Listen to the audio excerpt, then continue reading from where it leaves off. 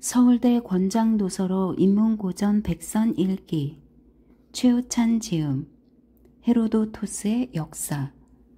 기록을 통한 역사 탐구의 서막을 열다. 여인 납치가 동서양 최초의 전쟁을 불러왔다. 페르시아의 학자들은 그리스와 페르시아의 전쟁이 일어난 원인은 페니키아인에 있었다고 보고 있다. 페니키아 상인들이 아르고스에서 이오라는 공주가 포함된 여성들을 납치해 이집트로 데려갔는데 이게 페르시아와 그리스 간 재난의 발단이 되었다. 그 후 그리스인이 페니키아의 티로스에 상륙해 왕의 딸 에우로페를 납치해 갔다고 한다. 그 후 50년이 지났을 때 프리아모스의 아들 알렉산드로스가 위의 이야기를 듣고 그리스인들이 보상하지 않았으므로 자신도 하지 않아도 되리라 확신하고 그리스로부터 자신의 아내가 될 여자를 납치해 오리라 생각했다고 페르시아인들은 전하고 있다. 헤로도토스 역사상. 고대 그리스 세계에서 이야기꾼으로 명성이 자자한 헤로도토스 기원전 484-404는 최초의 역사서인 역사의 첫 단락을 이와 같이 시작한다. 뜻밖에도 거대한 동서전쟁의 발단이 여인의 납치로 시작되었다는 이야기가 흥미를 사로잡는다. 즉 페니키아인이 여인들을 납치해 페르시아와 그리스 사이에 미움과 증오가 싹 텄고 이로 인해 알력 다툼이 발생했으며 급기야 페르시아 전쟁의 발단이 되었다. 보복과 맞보복으로 얼룩진 여성 납치사의 전모를 헤로도토스는 이렇게 기록한다. 페르시아인들의 말에 따르면 그리스 측은 납치당한 여자 한 명 때문에 대군을 이끌고 아시아에 침입해 프리아모스의 나라를 멸망시켜 버렸다는 것이다. 요컨대 페르시아인들이 그리스인을 적으로 간주하게 된 것은 이때부터라고 한다. 여인 납치는 아시아에서 먼저 했지만 전쟁은 그리스에서 일으켰으며 이를 계기로 아시아와 그리스는 적이 되었다. 호메로스의 대서사시 일리아스의 트로이 전쟁의 원인으로 지목된 헬레네의 납치도 그 연장선에서 바라본다. 트로이 전쟁은 트로이의 왕자 파리스가 스파르타의 왕 메넬라오스의 왕비 헬레네를 납치한 사건에서 비롯된다. 이렇듯 일리아스는 헤로도토스의 역사로 이어진다. 다시 말해 역사는 전설과 신화의 시대에서 역사의 시대로 넘어가는 서막과도 같은 작품이다. 헤로도토스는 또한 그리스와 페르시아 간 전쟁의 역사, 즉 동서 분쟁의 발단을 리디아의 크로이소스라는 인물에서 찾는다. 크로이소스는 아시아에 사는 이오니아인, 아이올리스인, 그리고 도리아인을 정복한 인물이다. 그는 리디아 최초로 그리스인이 사는 식민 도시에서 리디아의 주공을 바치게 했다. 헤로도토스는 크로이소스는 우리가 아는 한 그리스인을 정복하고 공물을 바치게 하거나 자기 편으로 끌어들여 우호 관계를 맺은 최초의 이방인이었다고 적었다. 리디아는 후에 페르시아를 통합한 키루스에 의해 멸망한다. 헤로도토스는 역사에서 페르시아 제국의 팽창과 정복에 관한 사실적인 기록을 다룬다. 크로이소스에서 시작해 키루스와 다리우스를 거쳐 대제국의 정점을 이룬 크세르크세스 때까지 80년의 역사를 다룬다. 이야기의 절정은 페르시아 전쟁이다. 페르시아 전쟁은 기원전 492년, 490년, 480년의 3차에 걸친 그리스 원정을 말한다. 역사는 흥하면 쇠하는 법이다. 페르시아는 기원전 330년 다리우스 3세가 자신의 부하 베수스에게 암살당하자 아케메네스 왕조가 멸망하고 마케도니아의 알렉산드로스 대왕에 의해 정복된다. 헤로도토스는 페르시아 전쟁을 서술하기에 앞서 그리스인과 페르시아인의 대립과 전쟁의 역사를 그 시원부터 밝혀낸다. 고대 페르시아는 키루스가 기원전 4세기에 처음으로 페르시아인을 통합한 이후 다리우스를 거쳐 제국으로 팽창하면서 그리스의 식민 도시들을 차례로 정복했다. 기원전 546년부터 시작해 소아시아의 거의 모든 지역을 정복했다. 페르시아는 다리우스와 그의 아들 크세르크세스 때 전성기를 이루며 페르시아 전쟁이 시작되었다. 기원전 492년에는 다리우스가 트라키아를 정벌했다. 트라키아 원정이 바로 페르시아군의 1차 그리스 원정에 해당한다. 헤로도토스의 기록에 따르면 300척의 전함과 2만 명의 군사를 잃었지만 트라키아를 페르시아의 세력권에 넣는 데 성공했다. 이로써 그리스의 패배였다. 그리고 기원전 490년 다리우스는 페르시아에 복속된 이오니아의 그리스 도시 국가들이 반란을 일으키자 신흥 강국 아테네가 반란을 도왔다는 이유로 아티카로 출정했다. 사운드 옆에서 부추기는 사람이 더 미운 법이다. 다리우스는 반란을 도운 아테네가 괘씸했다. 그는 시종에게 하루에 3번 왕이시여 아테네를 잊지 마십시오라고 말하도록 명령했다. 이것이 2차 그리스 원정이다. 위기에 처한 아테네는 스파르타의 지원을 요청했다. 이때 마라톤의 기원으로 알려진 장거리 주자 필리피데스가 등장한다.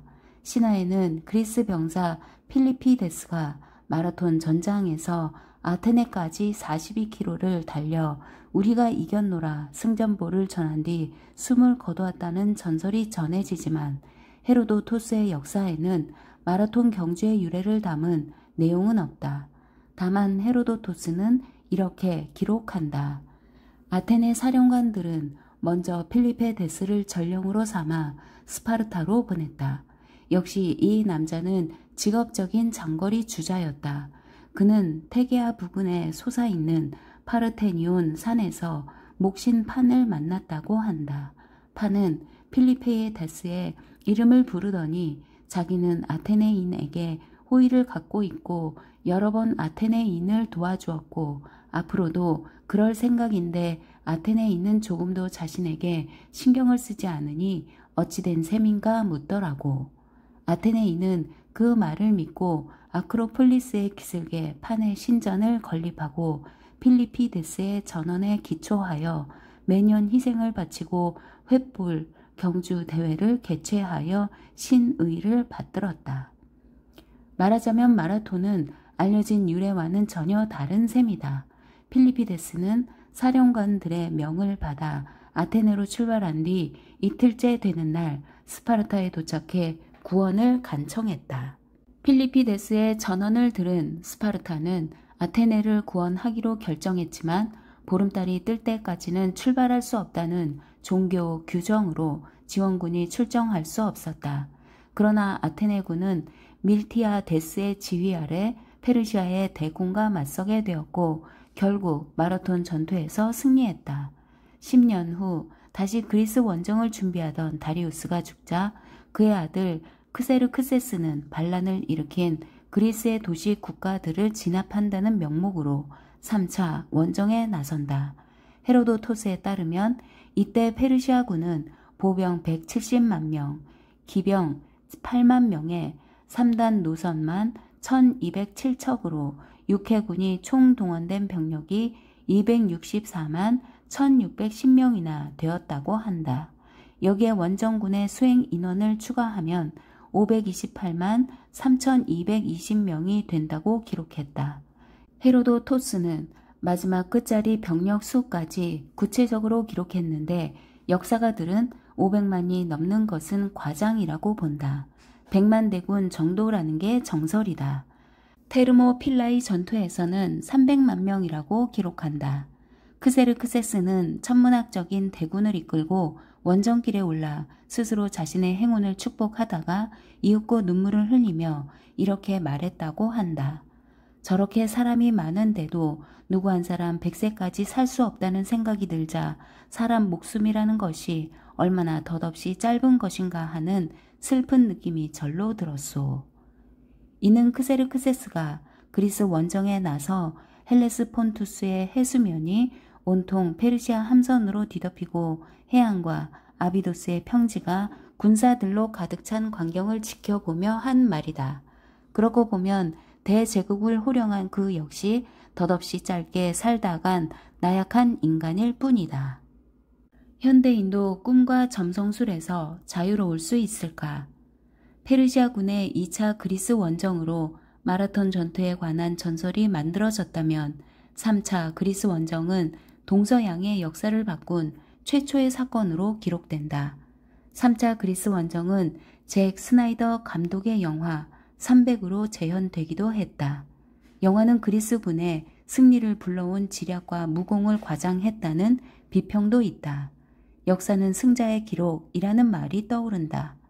페르시아군이 3차 원정에 올라 그리스군과 처음 격전을 치른 곳은 테르모필라이다.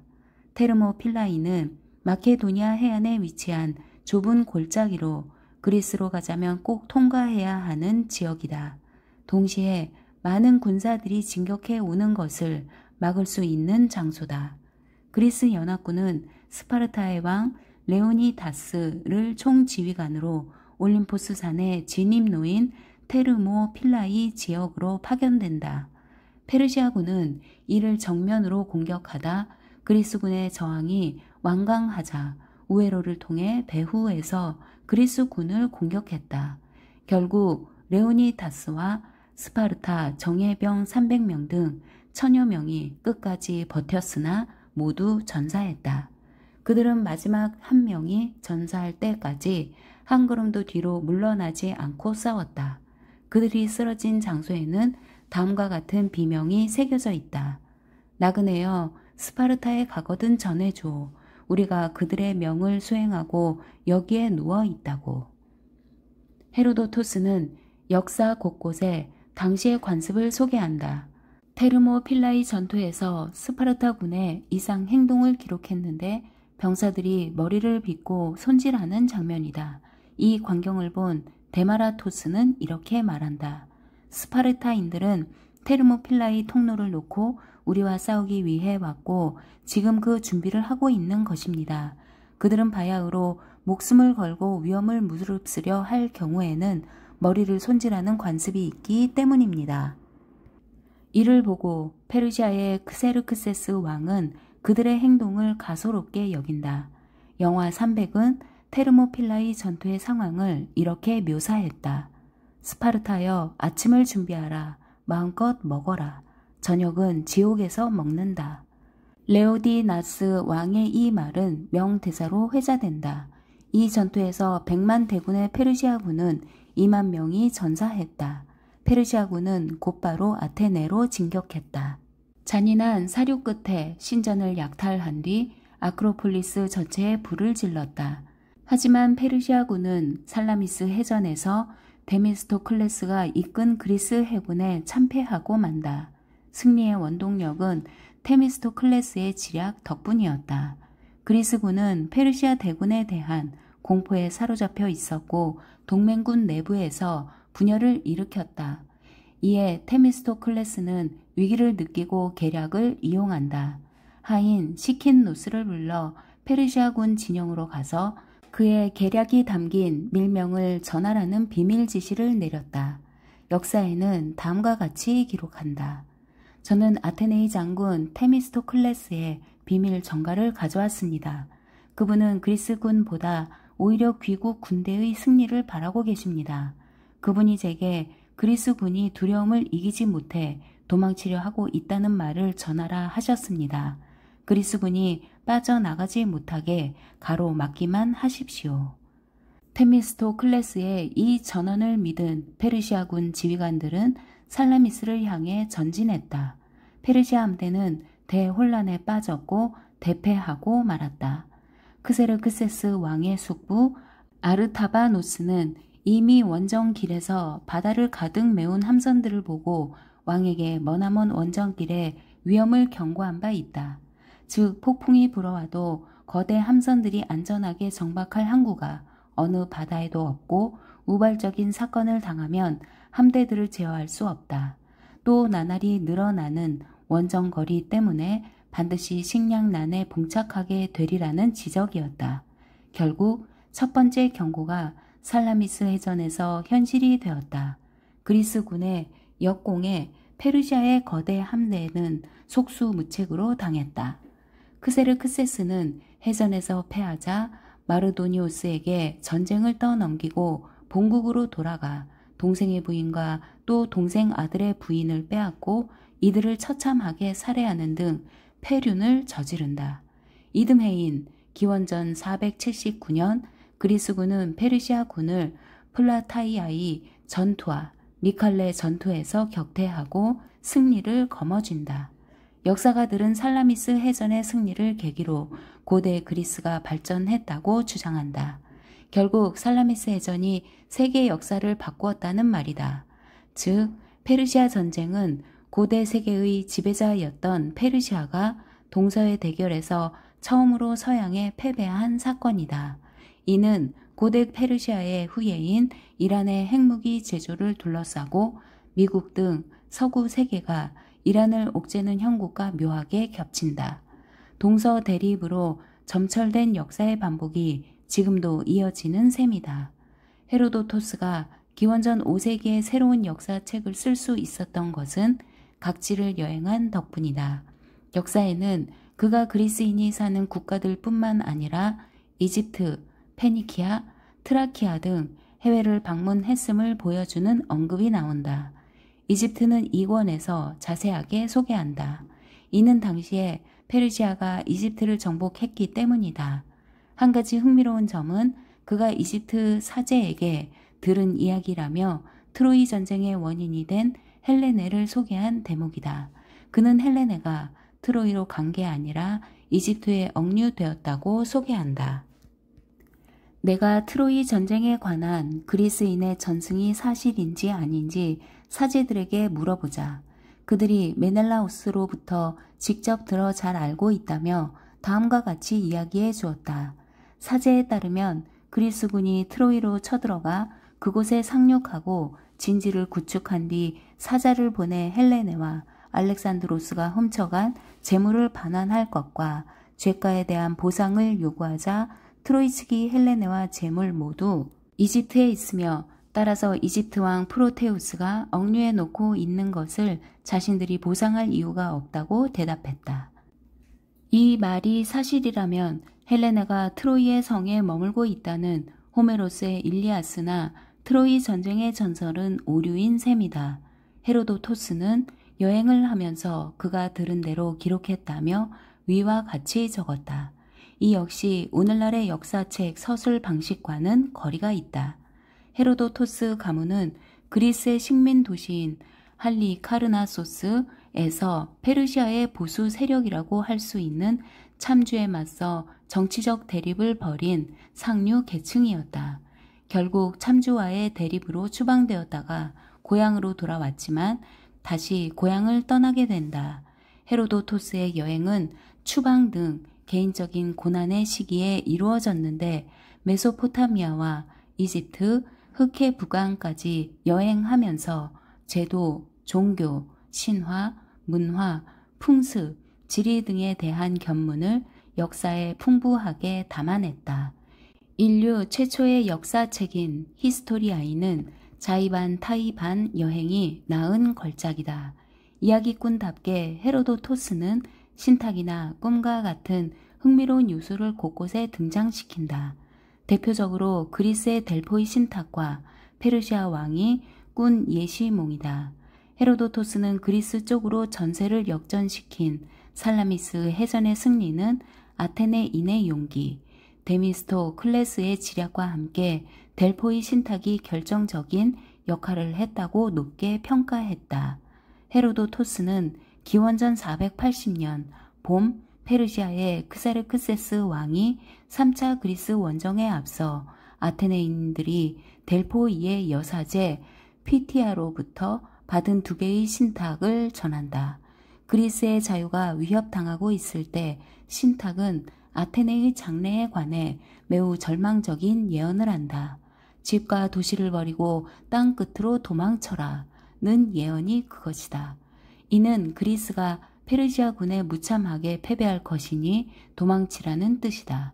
이어 재차 요구한 2번째 신탁에서는 나무로 만든 벽 안에 들어가 있으면 무사하리라는 내용이었다.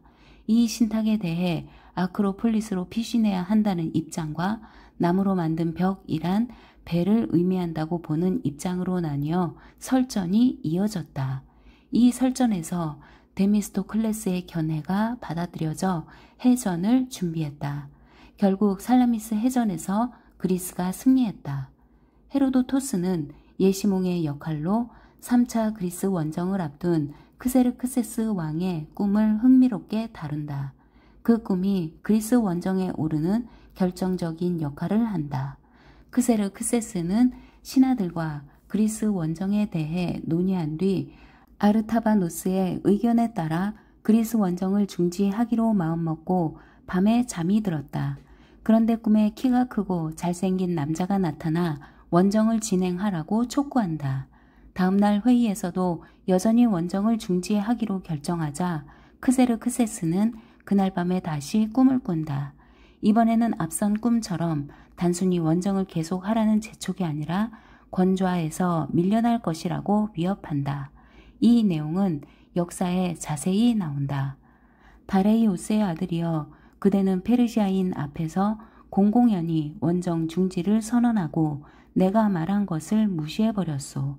그러나 알아두시오. 즉시 원정에 착수하지 않으면 그대는 짧은 시간 내에 권좌에 오른 만큼 빨리 몰락하게 될 것이오.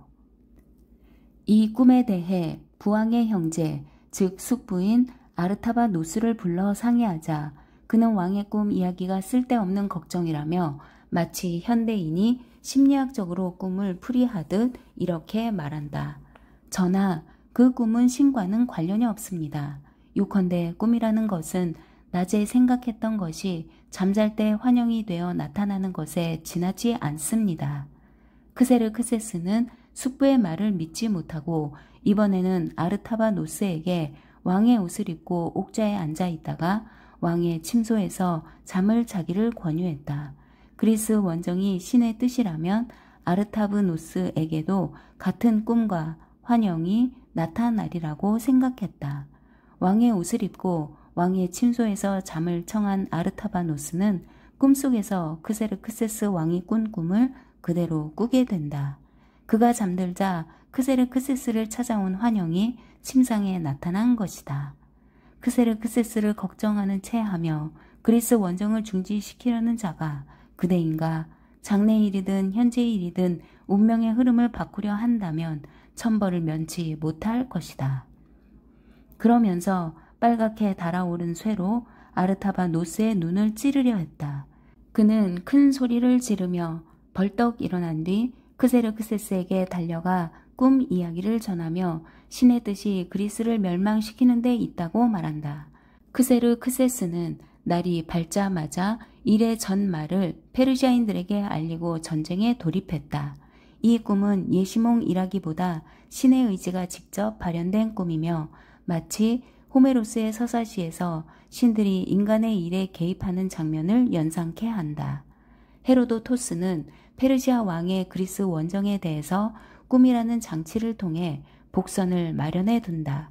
그리스 원정을 결의한 직후 크세르크세스는 세 번째 꿈을 꾼다. 그가 꿈속에서 본 광경은 올리브 나무로 만든 왕관을 쓰고 있을 때 왕관이 가지가 세상 전체로 뻗어 나간 뒤에 이내 머리에서 왕관이 사라진 것이다. 이는 곧 페르시아의 패배를 암시한다. 카렌 암스트롱은 추계 시대에서 고대인들은 이른바 영속 철학에 의지했다고 한다. 영속 철학에 따르면 지상의 모든 인간과 대상과 경험은 신성한 세계에 있는 실제의 복사물, 즉 창백한 그림자이다.